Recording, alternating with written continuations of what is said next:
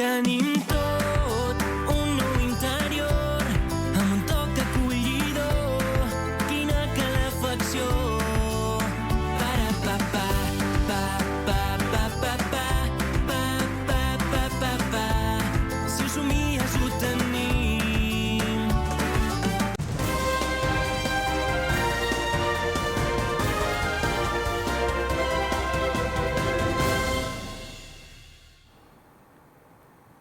Bona nit i benvinguts a l'entrevista de Televisió de Girona. Dimecres es va lliurar el Premi a la difusió del decreixement Memorial Arcadi Oliveres, que és un guardó atorgat per la Comissió Catalana de l'Agenda Llatinoamericana i que es va endur el doctor en Geografia de la Universitat de Girona, Sergi Nus. En aquest acte hi va assistir Josué Alemán, que és l'actual coordinador general de l'Agenda Llatinoamericana Mundial i ha vingut directament des de Centroamèrica i el tenim aquí a plató per poder parlar una mica de diverses qüestions que impliquen a l'Agenda Llatinoamericana. Buenas noches y bienvenido, Josué. Buenas noches, gracias. Muchas gracias. Antes de empezar voy a contar un poco tu trayectoria. Vas néixer al municipi de Sant Salvador, però vas criar a Santa Ana, si no m'equivoco, i anys més tard, el 2014, vas començar-te a vincular amb l'agenda llatinoamericana quan vas assistir a la presentació de l'agenda en el Palau Municipal del municipi de Santa Tecla. I allà vas conèixer el coordinador de la campanya Catalunya, que és en Jordi Planes, i que fa cosa de 2 mesos també va passar per l'entrevista per parlar-nos justament d'aquesta nova agenda del 2024. A partir d'aquell moment et vas endinsar a la revolució de les consciències i vas passar a ostentar el càrrec de coordinador de la comissió. Cuéntame, antes de empezar, ¿no? ¿Qué te hizo formar parte de la agenda latinoamericana? Bueno, yo no había tenido contacto con algún esfuerzo de solidaridad ni algo parecido, y cuando conozco la agenda latinoamericana me intereso mucho por el tema. Por eso continué frecuentando la Comisión de El Salvador y, bueno, lo demás como ya lo ha descrito, ¿no? Y heme acá por 5ª vez también. Respecto al premio que otorgasteis este miércoles aquí a Cataluña, cuéntame qué significa decrecimiento. No es un premio a la difusión del decrecimiento. ¿Qué significa realmente esto? Bueno, para comenzar el decrecimiento comencé precisamente a escuchar hablar de ello gracias a Cataluña. Es decir, he aprendido mucho con este esfuerzo, el decrecimiento, bueno, que ya no hay necesidad de seguir creciendo. Esa es la cuestión, sino que más bien de crecer en algunas cuestiones como los viajes en avión y optar mejor por los trenes en el caso de sus países que los tienen. Ahora, en el caso de nuestros países tenemos otras cosas como usar menos los vehículos para no tener tanto problema de congestionamiento y de crecer también en cuanto al comprar ropa, no tener tantos cambios de ropa, zapatos. Capitalismo, ¿no? Un poco. Eso. También. Ya no apostarle tanto a una economía de mercado en la que el consumismo es lo único que hay, consumir, consumir y no hay más, sino que de crecer teniendo lo que necesitamos. Quizás esta última frase es la que me ha quedado de lo que he aprendido del decrecimiento, ¿no? Aprender a vivir con lo necesario. ¿Es posible hoy en día? Claro, siempre lo ha sido. Siempre ha sido posible vivir con lo necesario. Sucede que por algunas cuestiones muy humanas tenemos la necesidad de tener más, o por solo estamos, por ejemplo, algo deprimidos y tal vez comprar nos da ese, diría yo, un shot de serotonina y nos ponemos ya más contentos. Entonces, pero eso es un engaño, hay otras cosas.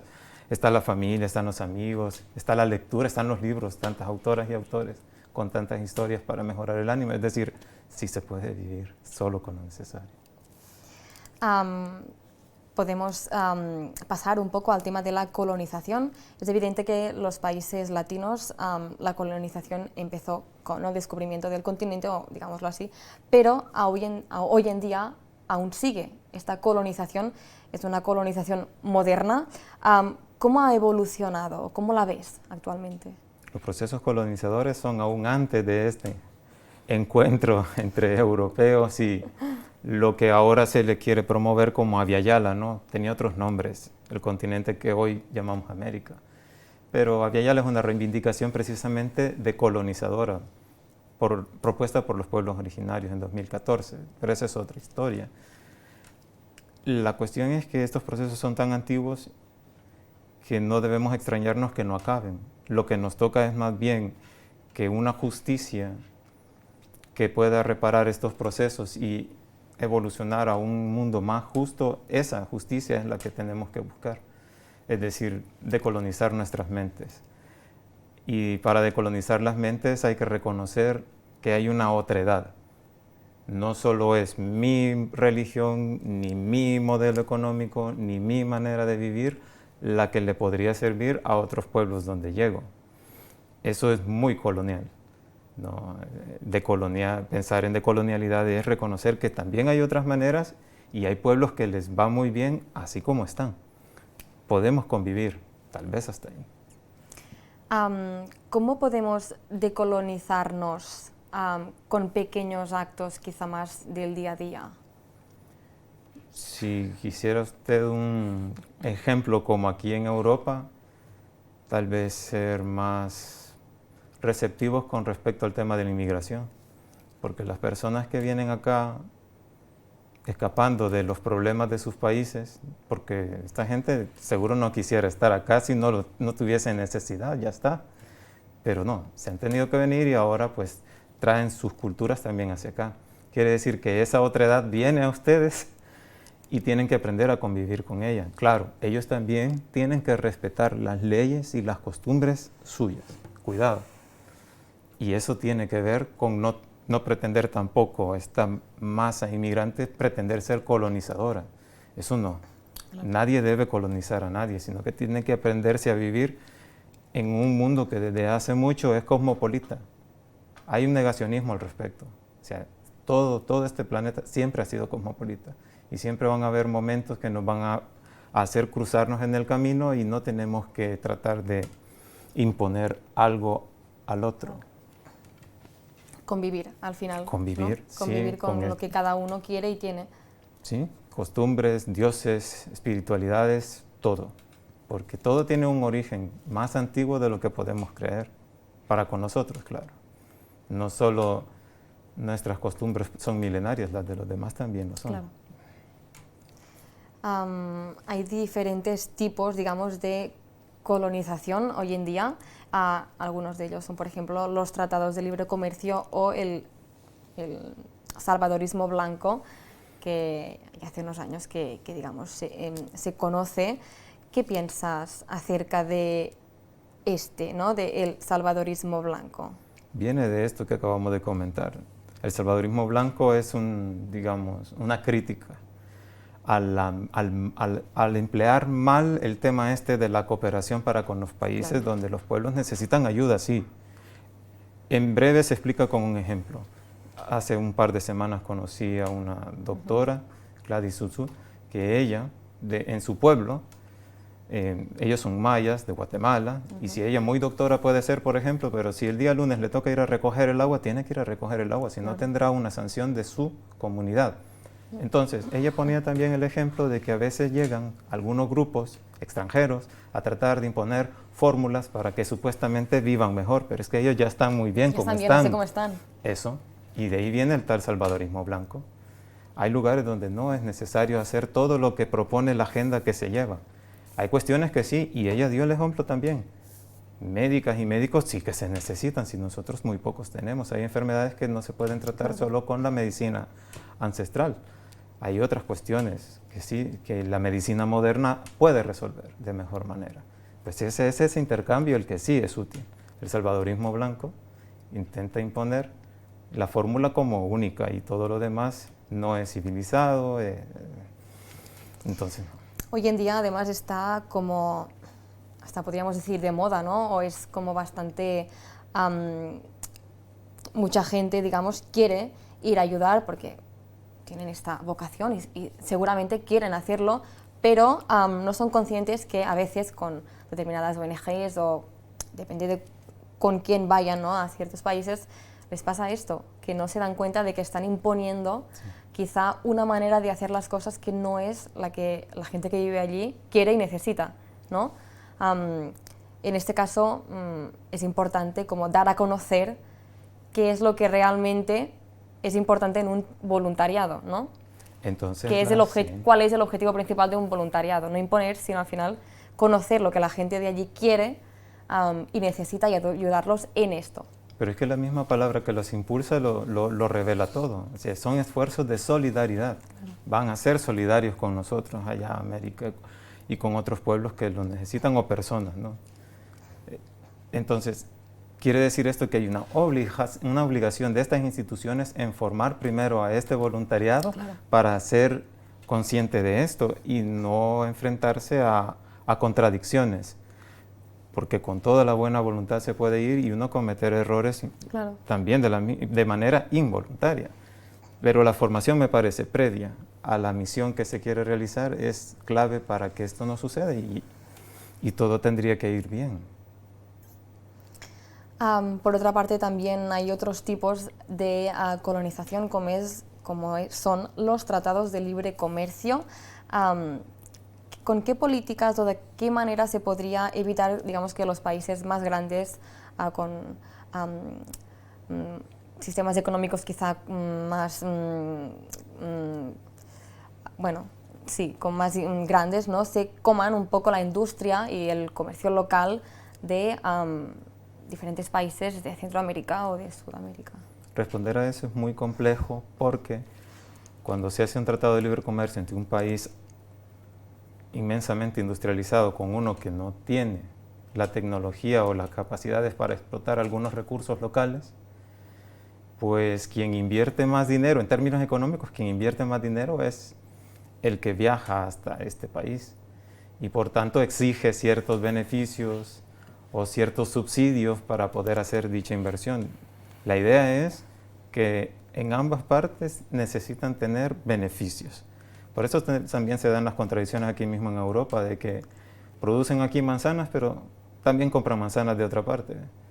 Y aún produciendo suficientes, supongo, este es un supuesto, ¿no?, suponiendo que tengan suficientes para lo que necesitan en el país, aún compran de afuera y exportan solo por hacer el intercambio. El intercambio, al final, si pueden comprar más barato y venderlo de aquí más caro, es el negocio, ¿no?, en este caso. Entonces la mirada, si fuese más solidaria y humanitaria, no estuviese puesta en el negocio, sino en que todo el mundo tenga lo que necesita.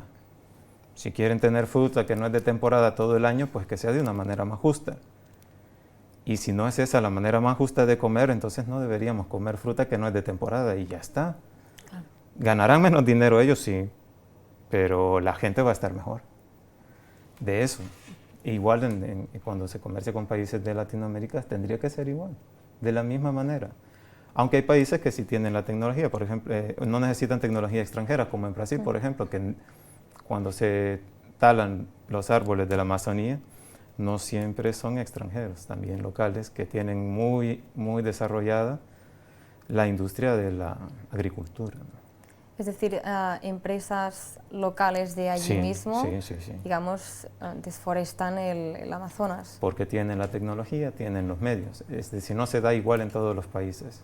Ellos sí la tienen, pero en otros tal vez no la tendrán y sí, solo serán canadienses, estadounidenses o europeos los que llegan a hacer la explotación.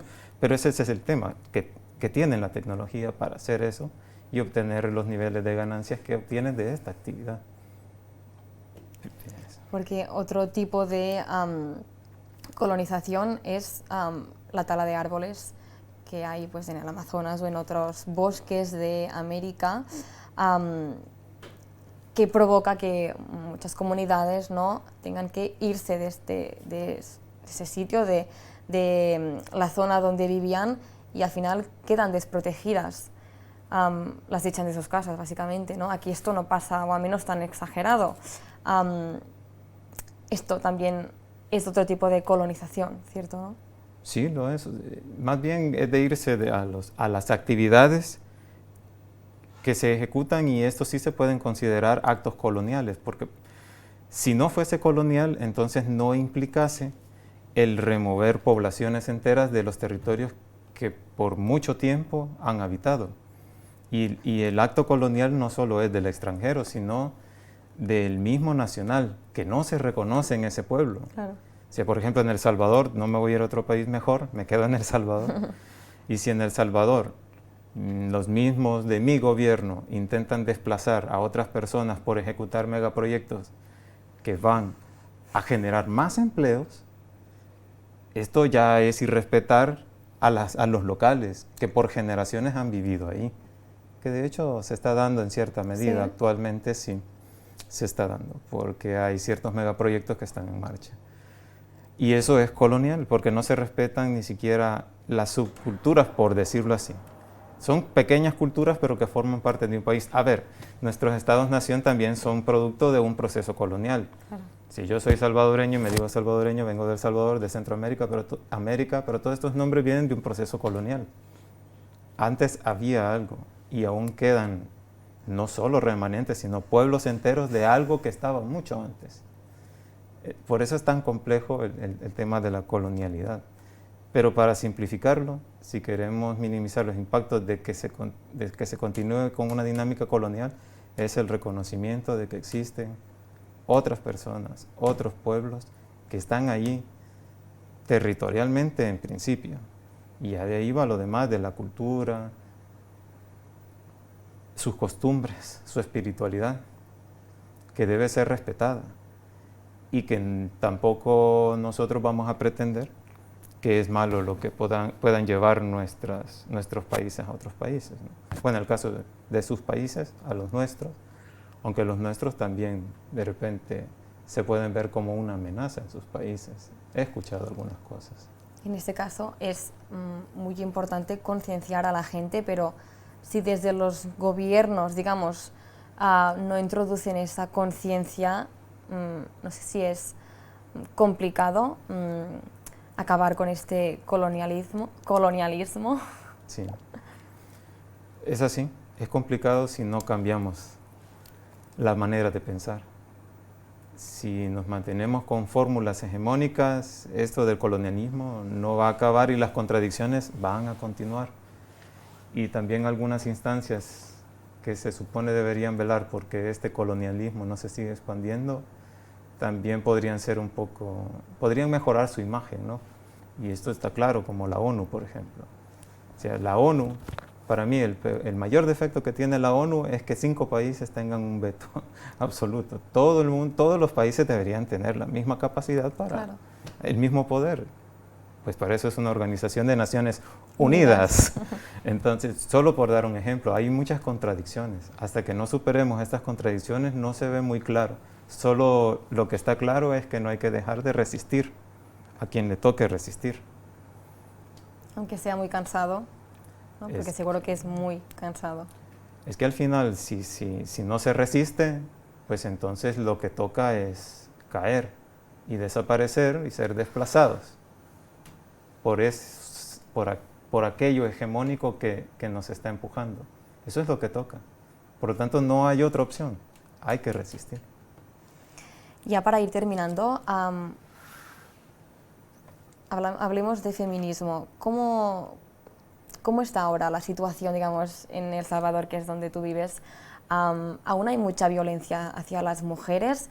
¿O crees que está disminuido y que se está avanzando en la buena línea en estos últimos años? Desde la información oficial se sabe poco, porque como hay mucha información que no está accesible a la población, hay reservas de 7 años, etcétera, sobre información pública.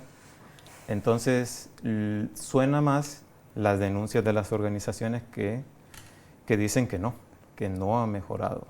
En el tema de la violencia contra la mujer no ha mejorado mucho la cosa, pero también porque no se están impulsando con mayor intensidad campañas de concientización al respecto, de concienciación. Podría tenerse la percepción de que eso mejoró con respecto a la situación de la otra violencia de pandillas, que sí, ha mejorado, pero yo sugiero que eso debe manejarse como un tema aparte, porque la violencia contra la mujer se da más, según las estadísticas que se tienen, se da más que todo con personas cercanas, familiares y amigos, y eso no ha cambiado. Y habría que buscar más información y más números para ver si no ha empeorado. En tiempos de pandemia sí se tienen los números de que se disparó. Ahí Claro. sí.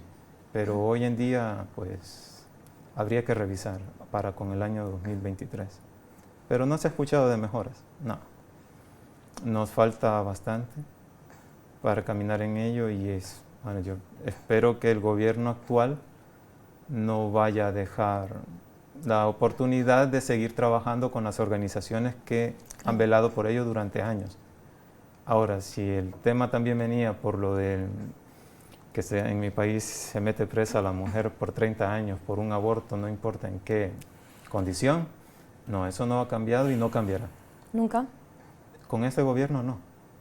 Perdón, específico. Con este gobierno no cambiará, porque ellos no van en esa línea de hablar del tema. Eso no es un tema que se vaya a conversar con ellos en este momento. Entonces, de momento, las mujeres que quieran abortar No pueden. no pueden, Eso es básicamente no ilegal. pueden. No. En la Constitución dice sobre el derecho a la vida y ese es el argumento. Claro. No ha cambiado y no hay circunstancia alguna que permita decir que vida es más importante que otra o que vida es más factible que otra, que sería el tema de discusión más por ahí, por las causales, ¿no? Porque es por lo que se ha luchado, por 4 causales en el país, así lo han hecho las organizaciones. Pero no ha tenido progresos. Pues, Josué, muchas gracias por haber venido aquí a Televisió de Girona y mucha suerte con el proyecto de l'Agenda Llatinoamericana. Muchas gracias. Vostès ja ho han vist, hem repassat una mica com està actualment el tema de la colonització a Centroamèrica i a Sud-amèrica i també altres qüestions que abarquen d'aquells països. Nosaltres tornarem dimarts, amb més entrevistes. Bona nit.